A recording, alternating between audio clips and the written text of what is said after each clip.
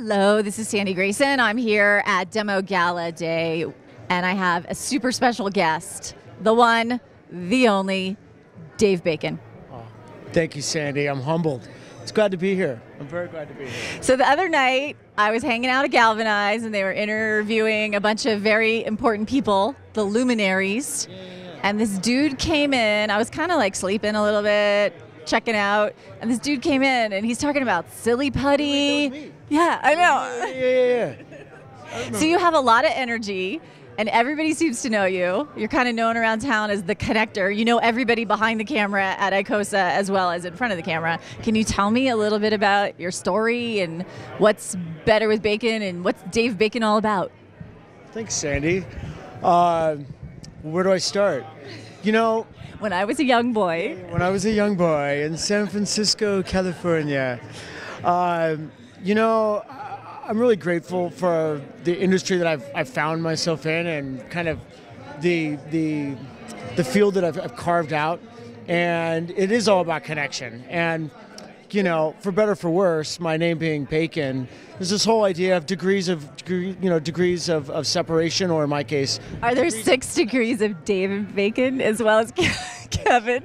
Well, I'd like to think 1 to 2 degrees. It's that 1 to 2 degrees that's most important to me and what fuels our business model. But yeah, you know, I mean, connecting is our business. I'm an entrepreneur who helps entrepreneurs realize their dreams by helping to grow their companies and their businesses with the right people.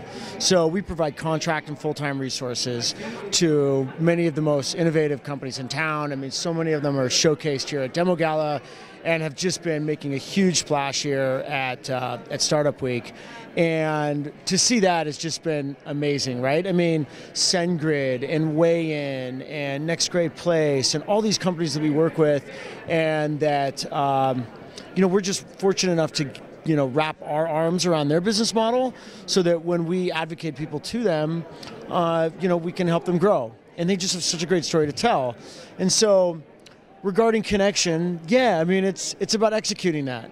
And I don't know, I think I just found it rather easy. When you're telling the story of companies like this, and you're talking to people who you know, are super receptive and are, you know, sometimes don't even know. I love calling the people that they don't know how much they want our call until they actually get it. And then when they get it, they're like, this light goes on and they're like, oh my gosh, I could be working for them. Like, I could be doing that. I could be taking everything that I've been working so hard and channel it into this type of an opportunity. And I mean, that's recruiting, right? But it's fun. It's really fun. But you go beyond just recruiting. You were just telling me the story about how you give a lot back. Yeah. Right? So tell me how that started and how you do that now with your company. I think it's really cool. Yeah, thank you. Well, I mean, one of the things this industry has provided for me is a means to do a lot of other things. About 7 or 8 years ago, I helped to start Playing for Change and the Playing for Change Foundation. And today that is an organization that has changed literally millions of lives over the world. We have music facilities in 8 different countries around the world, and we're working on a new partnership here in Denver. In the meantime, you know, I had the opportunity to climb Mount Kilimanjaro, and my wife and I started a school in Tanzania. And so those kinds of things became a tremendous opportunity for me to channel my interest and love for music and education. But I couldn't do it unless I was having success in this industry, which is all about connection.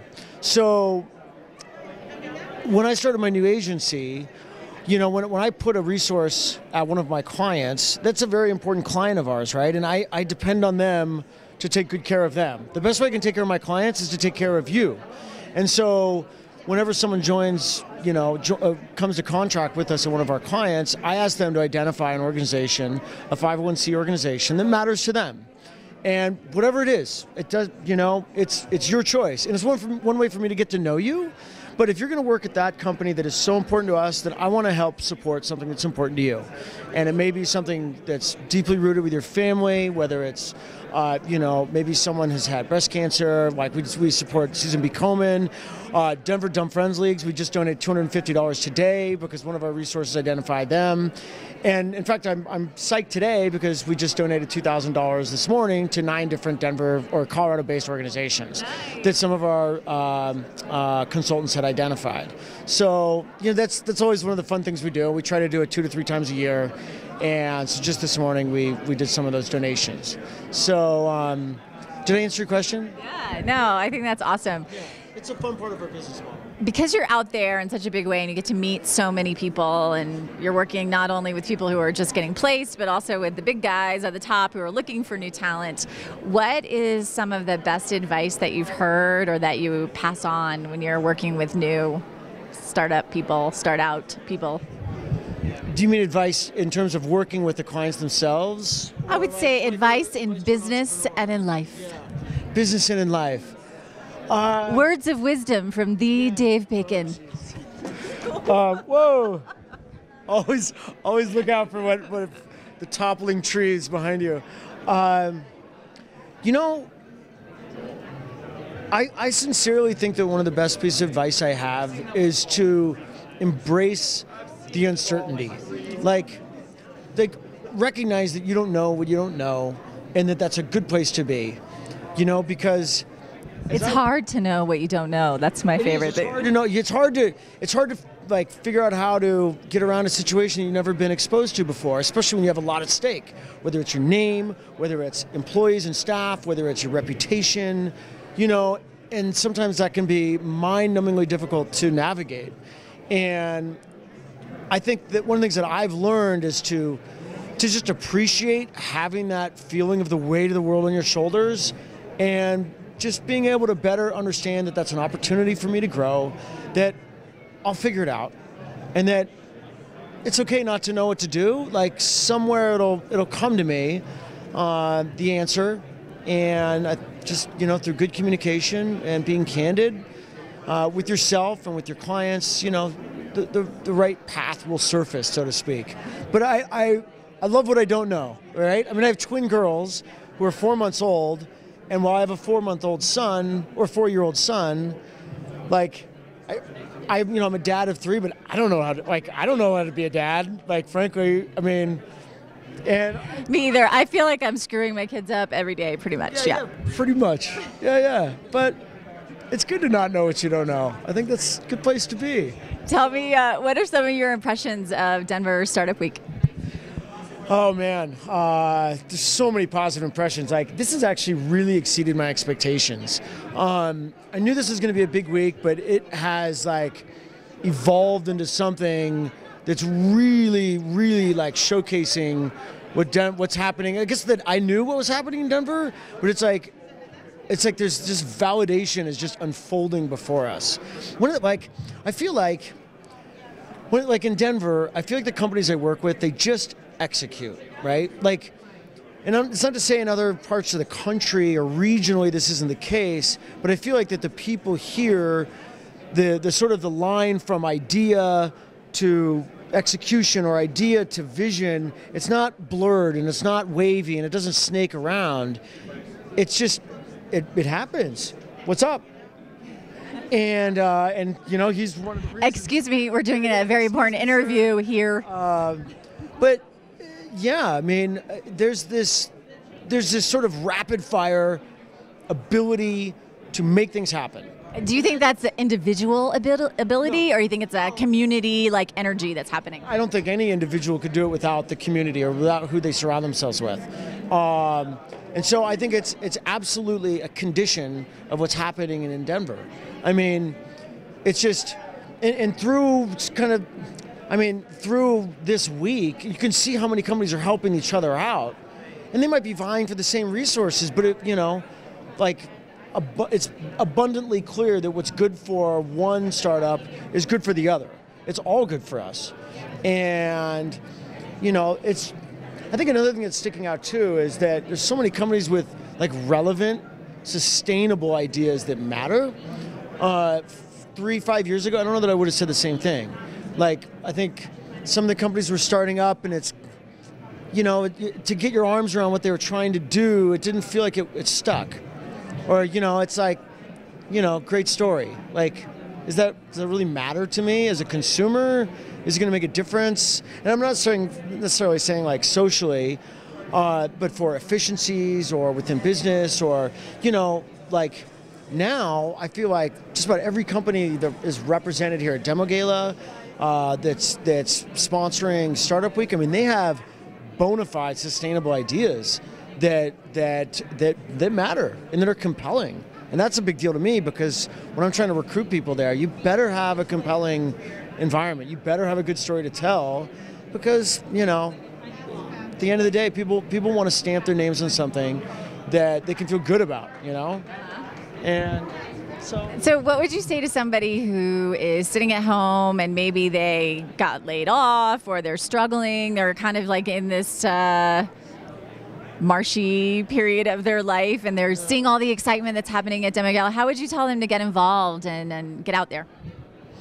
You know, well, if they're sitting at home, that's the first mistake. Get out. Probably the first mistake. Just because it's snowing, like, you have boots, you have a jacket, get outside. You know, like, Startup Week is all free. Everything here is like, it's an open door. Come on in.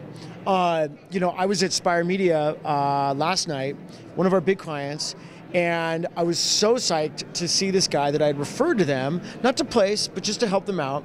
The guy has been doing sales in the mortgage industry for, I don't know, about 10 years or so. And he was introduced to me. He's like, can you help me out? I said, well, I don't really play sales guys, and it's going to be tough to get in the tech industry, but go for it, man. Stick your neck out. You know, I gave him a number of companies he should talk to, and he reached out to Spire Media, and I was so psyched to see him there. And he was basically saying, here I am, you know, I can do this. I know I can do this. You guys need me. You need people like me. And then I talked to one of the sales managers afterwards, and they're like, yeah, that guy's impressing us. Like, he's ruthless. So, I mean, you got to be ruthless. And I guess that's just a story of someone who's like, I mean, they're not afraid to say, I don't know what I don't know, right? I don't know tech, but I know me. I know what I'm capable of. And in the right situation, I can flourish. And I'm willing to be humble enough to later be audacious.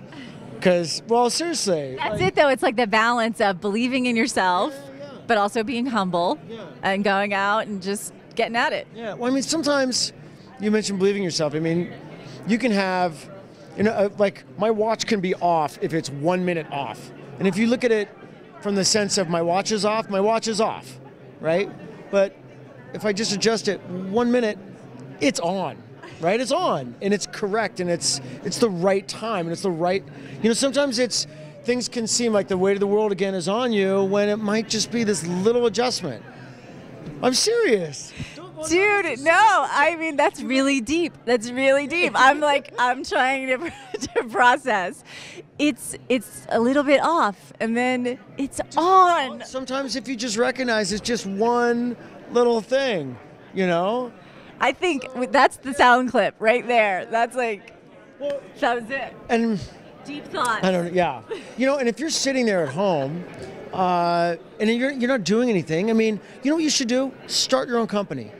Go out, go to the Colorado Secretary of Business website, Secretary of State's website, file for an S Corp or an LLC. It costs $50. Just do it. Come up with a name, you know, whatever it is.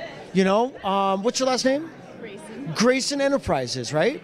Except I'm going to change my last name to something with food now, because I like yours better. Better with bacon. Fair enough. So, so whatever you want to name it. But sometimes taking just that one little step, it's like, I just started a company. What's up, Patrick? So you need to interview him. So he should be next on your list. Patrick. Hi, Patrick. So, yeah, I think that's, you know, it's just, again, that's that little tick that can make a huge difference. Yeah. Yeah. I love it. I love it too. Parting words? Carpe diem. Carpe diem. And you might just be 1 minute off. Just make a little adjustment and it is on. It's the right time. Sandy Grayson, live from DemoGala. Good night and good luck. I just wanted to come over and I was coming to say goodbye to her, but now I'm going to say